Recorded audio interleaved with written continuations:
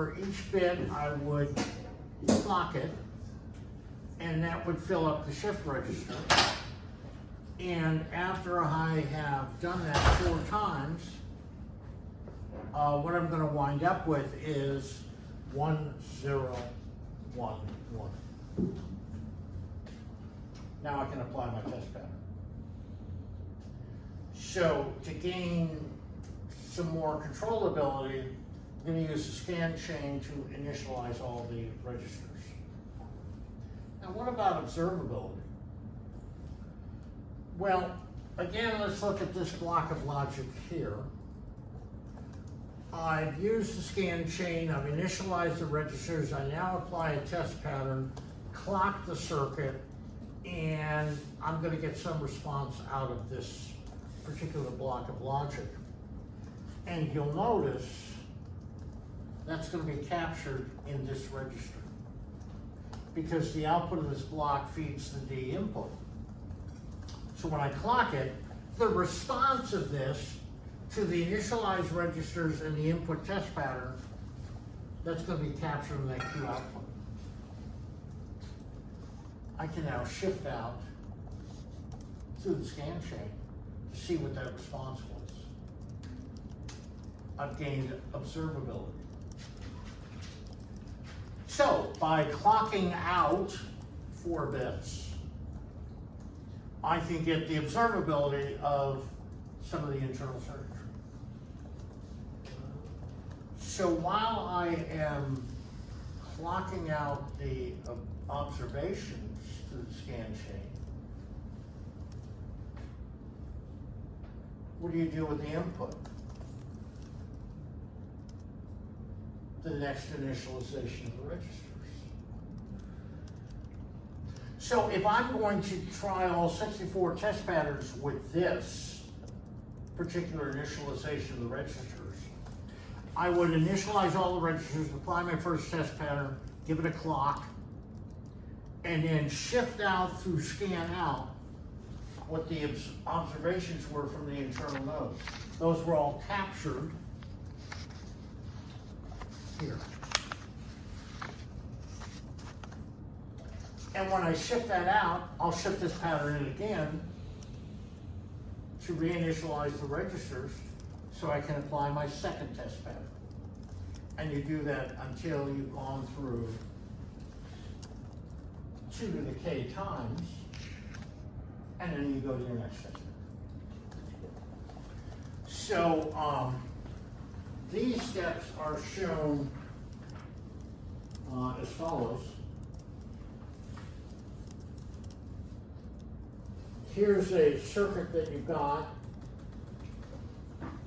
and here's a bunch of logic that you want to gain controllability and observability over. This shows 6 registers in the design, and for simplicity, they've shown 3 of these providing controllability, and 3 of them observability. And there's a scan chain through the whole thing. So they've simplified the diagram by taking out the logic to show you the scan chain that's been created.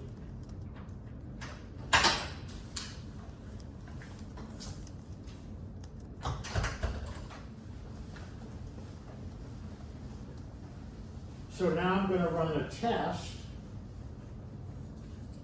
The scan enables change in functional state. You apply your test pattern, clock the circuit. You've now got observability of what went on in this internal logic. Now I go back to the scan enable and activate the scan chain so I can unload the observations. And so this is what you wind up doing.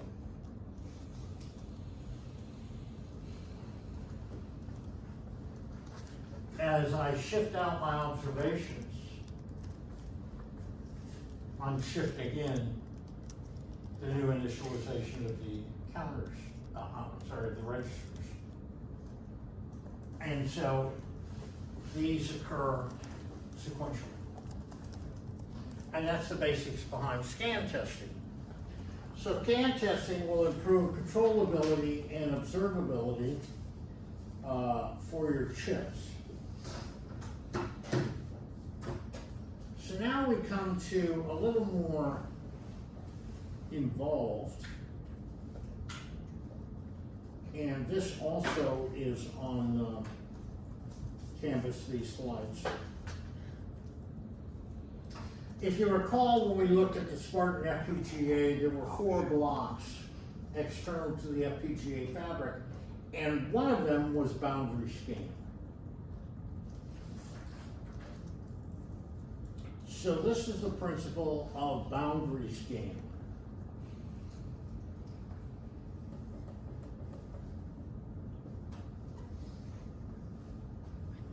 And this can be applied to any digital chip. Now, for simplicity here, so it doesn't get overly cluttered, the assumption here is that the upper pins are inputs and the lower pins are outputs of this digital circuit. Inputs from the top, outputs from the bottom. Normally, this pin on the integrated circuit will go directly into the digital logic chip, and this output would go directly to this pin. But what I've done here is I have inserted these yellow blocks, and these yellow blocks are referred to as boundary scan cells. And we'll take a look at what they look like shortly. But if you look at this block diagram, you see 4 arrows. This is parallel in, parallel out, serial in, serial out. So this is parallel in, goes through the cell and into the chip. This will be parallel in, this is parallel out.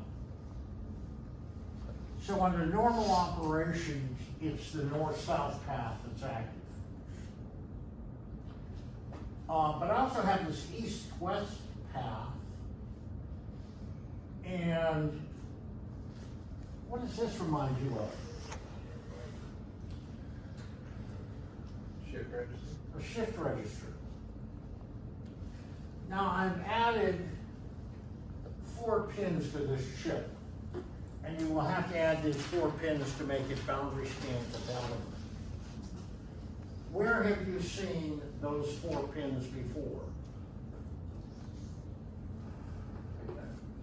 JTAG.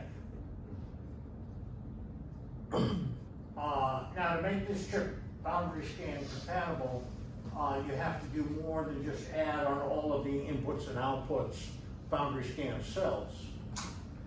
And we'll see what the role of these inputs are in some other internal architecture for this. But the point I want to get across here is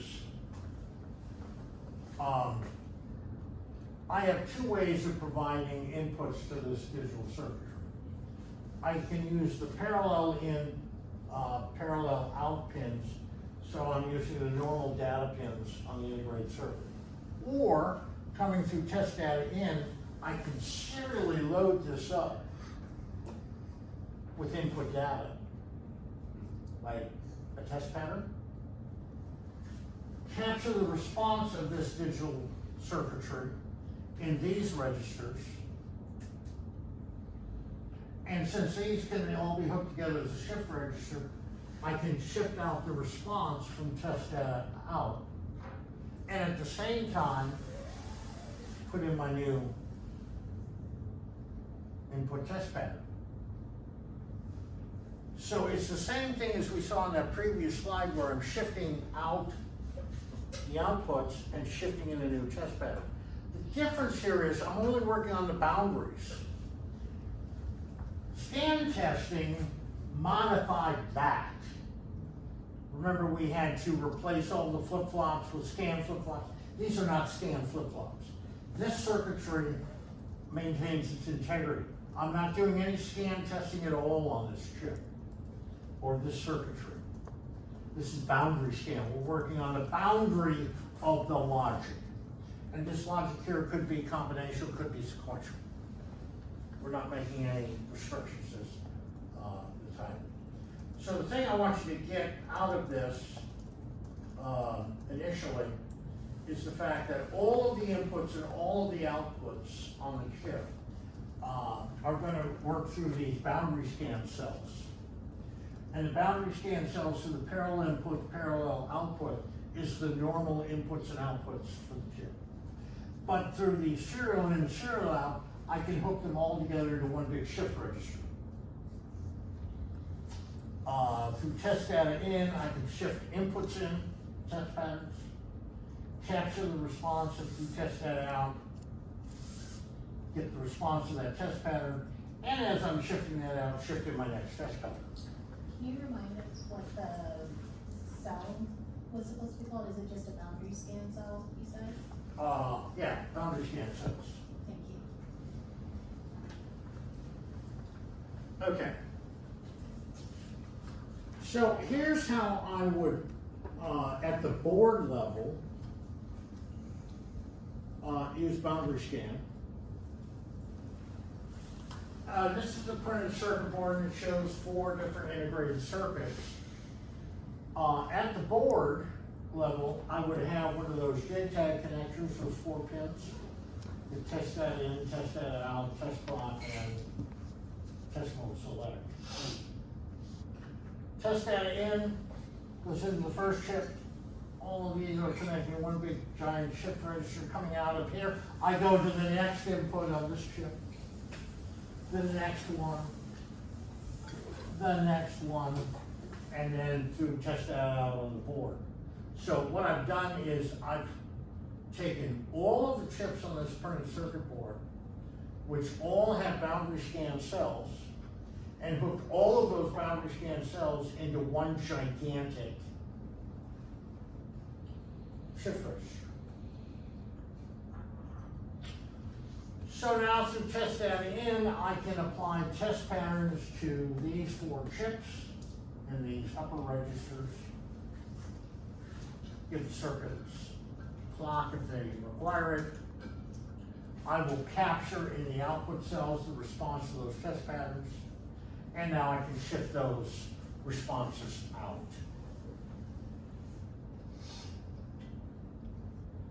Okay, everybody see how that works? Okay. So, if you're going to be conducting some automated tests, all the tester is going to see are the 4 signals from the JTAG interface. And it's going to be using these 4 lines to input your test patterns and then output the captured results.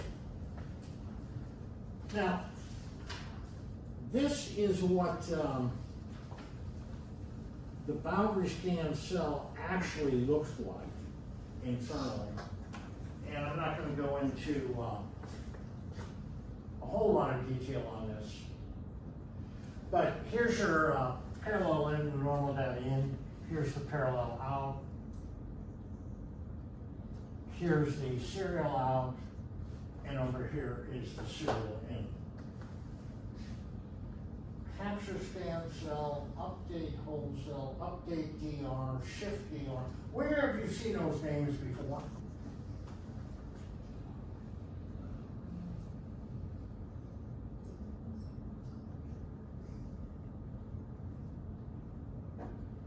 No guesses. Is it the PGA or? Those were like this update DR, shift DR.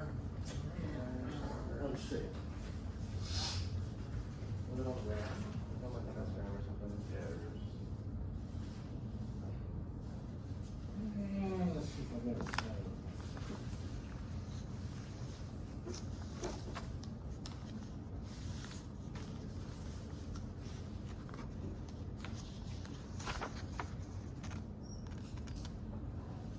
That's the 16 state finite state machine. that we saw on JTAG. And if you look at these labels on some of these tapes,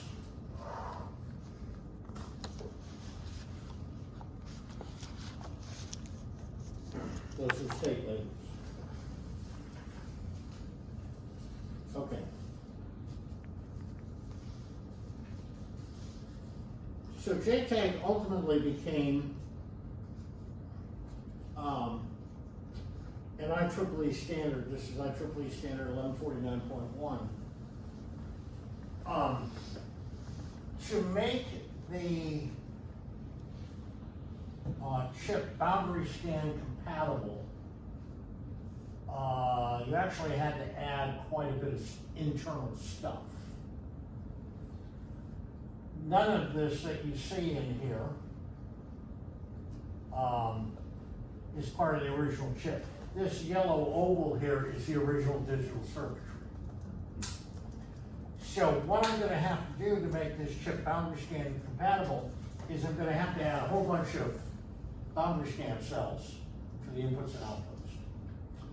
I'm gonna have to add something called a bypass register, identification instruction register. This tap controller, that's that 16-state finite state machine. And there are your 4 pins. So you've got to add all of this additional circuitry to the chip, in addition to the normal yellow oval, to make the chip boundary scan compatible. Now there's a number of tests that are run. They all involve a series of instructions. External test, bypass, sample, and preload are mandatory. The other ones are optional. I'm not going to go into that because what I want to do is cover something really neat about boundary scan testing that you need to be made aware of.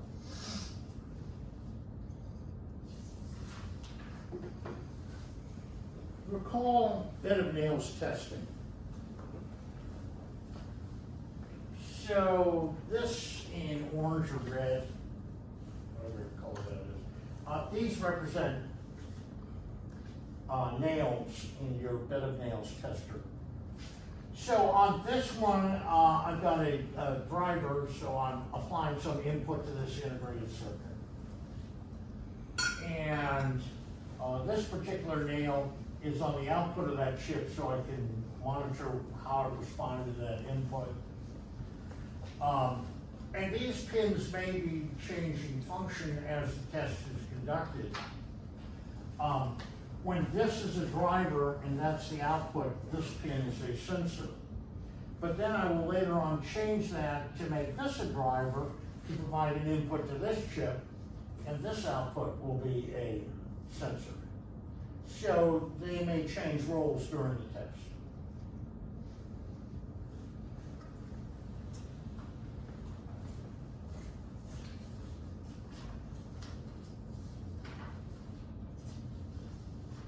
Here's what you can do for boundary scan. You can actually check not just the functionality of your chips, but you can check the integrity of the printed circuit board itself. Let's see how. This shows a case where I've got a chip, and here are the outputs, and those are inputs to another chip, and these are both on the same printed circuit. And these nets are connections between the two chips. Now there's a number of problems that I can have on the printed circuit board itself, independent of what these chips are doing. I could have these two nets that accidentally are connected together, maybe through a solder bridge. This net is fine. Net number 4, that may actually have a break in the circuit board trace. How could I test that? Well, these are the boundary scan cells. and I have this serial shift register I've created with all the boundary scan cells, I can apply a pattern here. And since these are just nets, what I should capture in these boundary scan cells on this chip is whatever data is output from there. What if it doesn't match? You've got a problem. Obviously, if I've got two nets shorted together, I'm not going to be able to get 0, 1. I might get 0, 0 or 1, 1, but not 0, 1 or 1, 0. If this net is broken, it doesn't matter what I do here, I'm not going to read it here. So this gives me the capability, using these boundary scan cells, to actually check the printed circuit board traces to make sure I've got a reliable printed circuit board.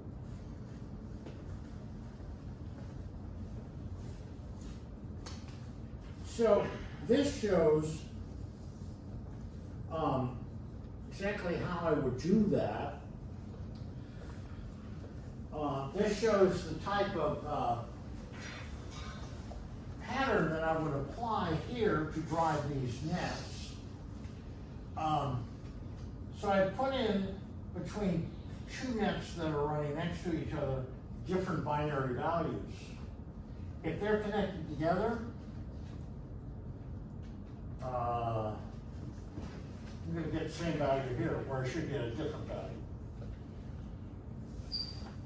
Incidentally, I'm not sure I agree with this, because usually if you have a 1 and a 0 that are competing, the 0 wins. So I would suspect this would be 0, 0. At any rate, if it's wired together, these are going to have the same binary bit value, but that's not what you generated.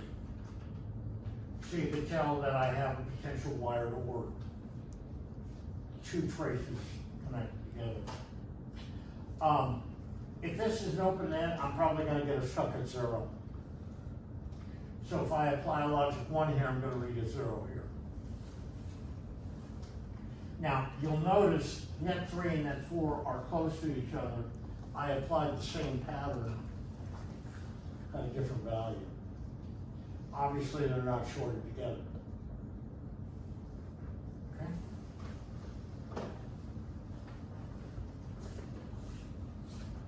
What else do we?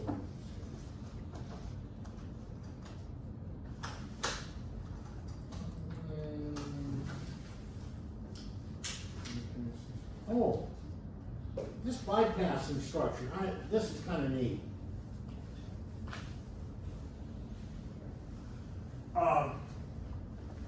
This is one of the instructions that you can execute with JTAG, the bypass instruction.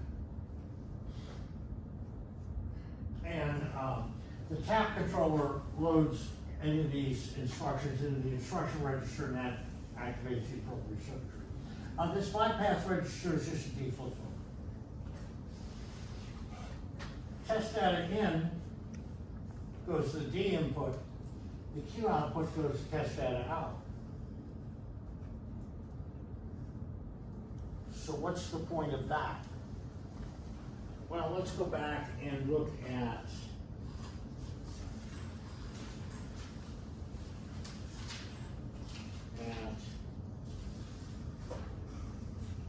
this.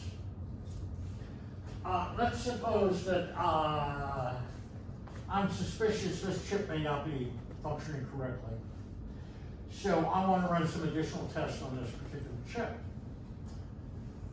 So my only way of getting into this chip is through test data in on the board, which means if I'm going to load in a pattern, I've got to go through all the boundary scan registers on this chip, and then all the boundary scan registers on this chip before I can get to this third chip. But if I use the bypass register,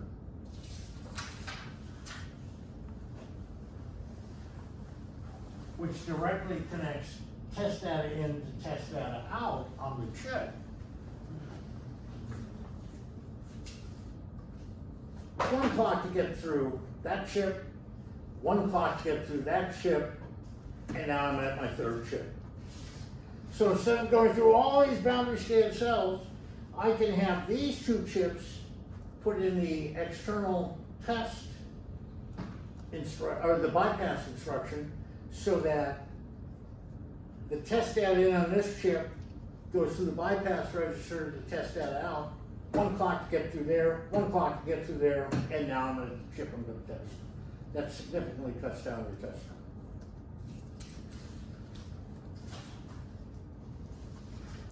So what else do I want to discuss?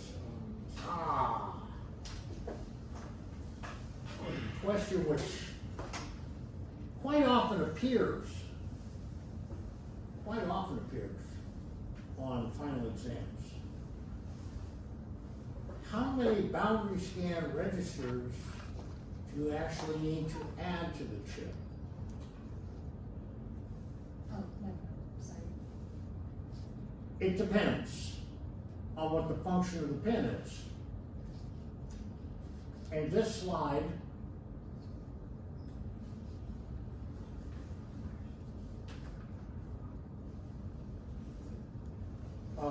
tells you,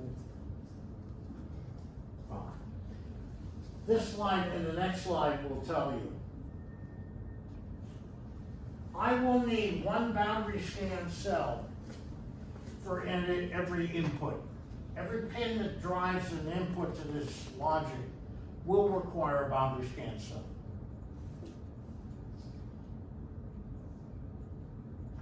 Every output will require a boundary scan cell.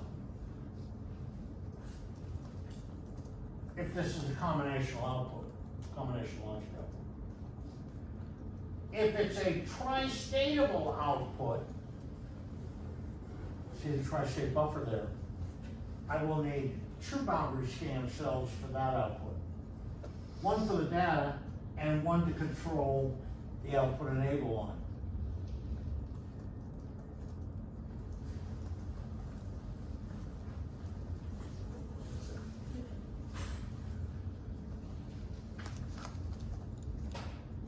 And in this case, this is a bidirectional input-output pin. You will require 3 boundary scan cells. One for the data out, one for the data coming in, and then one to control the tri-state enable on the output cell. So you will need 1, 2, or 3 boundary scan cells for your device, depending on how many inputs you have, how many outputs you have, how many tri-statable outputs you have, and how many input-output lines you have will dictate how many you will need for the entire chip. It might be prudent if you were able to remember this. Might turn out to be useful in a couple of weeks. Okay, the last thing I want to talk about on testing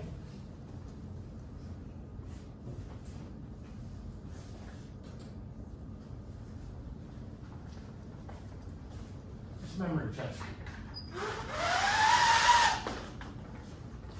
I haven't talked a lot about that.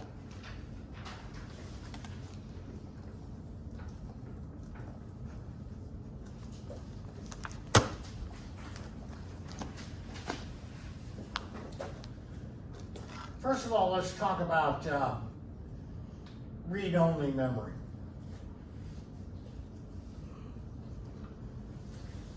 So this could be ROMs, this could be EEPROMs, could be double EEPROMs. You've got some data stored in the memory chip, you're reading from it, so we're not talking about static RAM, we'll talk about static RAM later. But where you, instead of ROM, let me just say volatile. So that'll cover the flash memory, EEPROM, and so on. So you want to test non-volatile memory. And I'll show this by an example.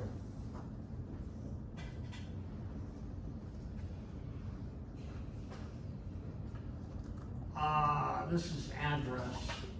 This is address 0, 1, 2, and so on up to, I don't know, let's say FF. These are hexadecimal. And let's suppose I've got 0, 0, 22, 9C, and so on through all of this data. And down here is AF. Now, when I first power up my system, I want to make sure that that data hasn't changed in my non-volatile memory. So for non-volatile memory, a simple test that you can run is a checksum test.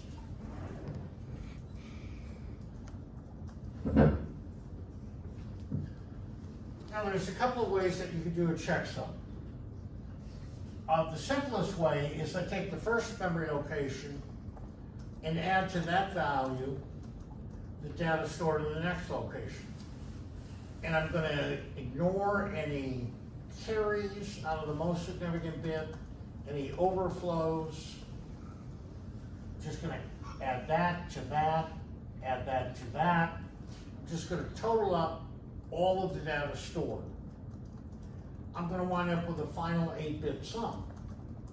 That's called the checksum. Now, if this data is what I expect it to be, I'll know what the desired checksum should be. So what I'm going to do on PowerUp is I'm going to compute the checksum for this memory chip, compare it with what I know it should be, and if the two numbers match, my chip's good. Everybody see how that works? Now, you could add the contents all together. Another way that's commonly done is to use exclusive OR. So an exclusive OR 0, 0 with 2, 2, whatever that result is, exclusive OR that with 9C, whatever that result is, you exclusive OR with the next memory location, and you go all the way through. So you can compute the checksum by adding or by exclusive ORs. Normally what you would do is in your double EEPROM, you'd have certain memory locations that are reserved for storing the corrected checksum for each memory chip. And so when you actively go through and compute the checksum, you go to that double EEPROM, read out of the appropriate memory location to compare the expected versus the calculated checksum. So a checksum is the easiest way of checking non-volatile memory.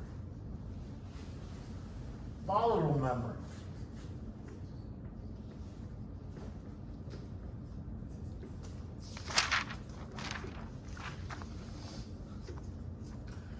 You conduct a read-write test.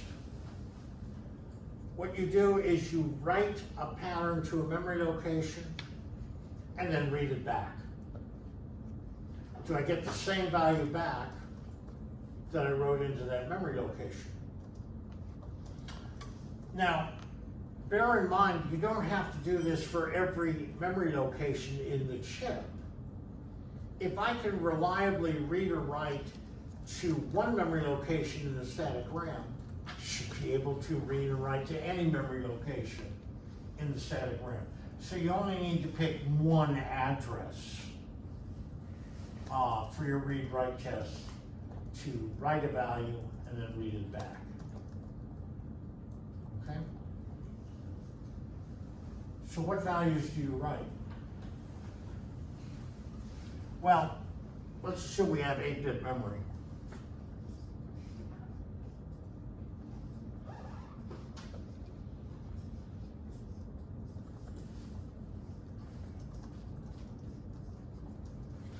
For 8-bit memory, I would write 00, then 55, then AA, then FF.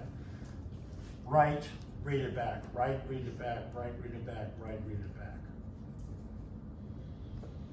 Why those particular patterns? Well, if we expand it out,